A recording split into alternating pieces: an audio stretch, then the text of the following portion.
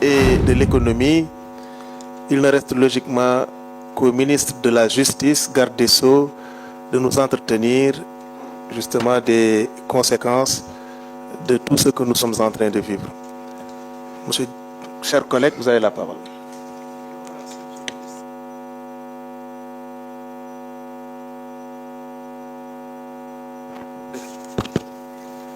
Mesdames et messieurs, comme vous l'avez constaté, la Cour des comptes vient de déposer les résultats de l'audit du rapport sur la situation des finances publiques au titre des gestions de 2019 au 31 mars 2024. L'exploitation de ce document a permis de relever qu'en dehors des taux anormalement élevés de la dette, des manquements graves qui pourraient revêtir diverses qualifications pénales ont été constatés. Du faux en écriture, faux en informatique, détournement de deniers publics, escroquerie portant sur des deniers publics, blanchiment d'argent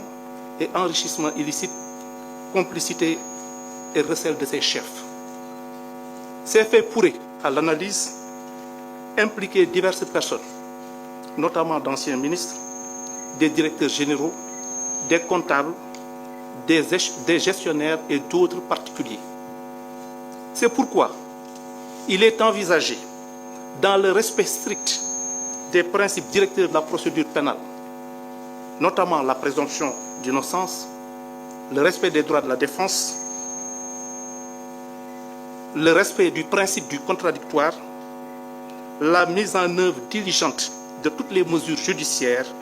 nécessaires à l'élucidation de ces faits, l'identification complète de tous les responsables de ces irrégularités et leur traduction devant les juridictions répressives compétentes. Pour ce faire,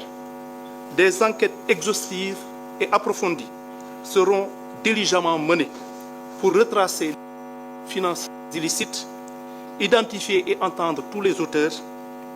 co-auteurs et complices présumés en vue d'engager des poursuites devant les juridictions compétentes, notamment la Haute Cour de justice, le pôle judiciaire financier. L'opinion publique sera tenue informée de l'évolution de la procédure. mbokk yi ni ñu ko nemmeekoo ñun ñëpp ëttu attekaay bi ñuy wax Cour des comptes moo doon saytu maanaam ni ñu téye woon sunuy koom-koom ak sunu alal ngir nemmeeku ndax ni ñu ko jëfandikoo dëppoo na ak sart yi nga xamee ni yoon moom la tëral. bi mu jeexalee saytu bi nemmeeku nañ suñu jëlalee bor bi nga xamee ni bii dafa jéggi dayoo te ñu gàllu ko sunu ndodd nemmeeku nañ ay jalgati yu am solo yoo xamee ni yii suñ ko saytoo day xeetoo ak li ñuy wax le faux en écriture, l'escroquerie portant sur des deniers publics, maanaam jalgati alalu mbooloo mi nga xamee ni mi ñun ñëpp ko bokk, blanchiment maanaam lewal alal boo xamee ni bii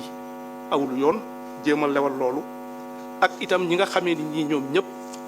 dañ leen ko téyal wala ñu jàppale leen ci jalgati yooyu. jàpp nañ ni mbir yi tëddee. te ñu xam ni Cour des comptes dafa nekk organe de contrôle maanaam saytu boo xamee ni bii ni ma ko waxee woon ci sa njëlbeen ga c'est une juridiction crédible maanaam dafa nekk ëttu attekaay boo xamee ni bii anam yi muy liggéeyee day nekk anam yoo xamee ni yu leer naññ la yu dëppook yoon ak te it ñu moom seen bopp ba nga xamee ni kenn du leen xolloo fu ñu bëggul xool wala fu dëppoowul ak yoon. te ñoom bi ñu nemmeekoo bi ñu paree ci loolu li ñu jàngat bokk ci njëlbeen gi moom mooy mën nañu jàpp ni am na ay kilifa yu mag yoo xamee ni ay ministres yi woon ci nguur gi nga xamee ni gii moo fi newoon wala ñu nekk ay directeurs généraux de société ay comptables des gestionnaires ak ñeneen moo tax am nañ yéene bu tar suñu nangulee ñëpp ñi nga xamee ni ñii war nañ leen déglu ci te muy la présomption d'innocence maanaam ñu njort ni laataa na at na li nga xamee ni lii dañ leen koy tuumal ak aussi seen ak seen yelleef ñu sàmmonteeg ñoom si lu wér am nañu yéene bu wér ak bu tar boo lépp li nga xamee ni lii war nañ koo def wala képp koo xamee ni kii am na ci cër ñu war koo déglu ngir seet lan lañ koy war a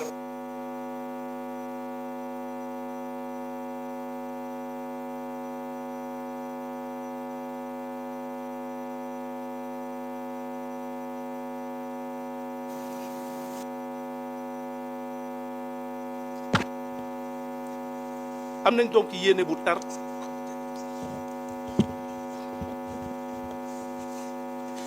am nañ yéene bu wér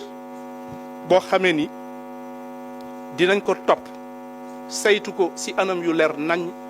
ba képp koo xamee ni kii laale nga ci lépp li la xamee ni yoon tëral na ko walla war nañ la kaa teg ñu teg la ko ci anam yu leer nañ te du tere lépp li nga xamee ni sa àq la ñu nangul la ko jox la ko ba mat sëkk moo tax am nañ yéene ubbi enquête yoo xamee ni dinañu jéem a toppaat alal boobu nga xamee ni dañ ko jalgati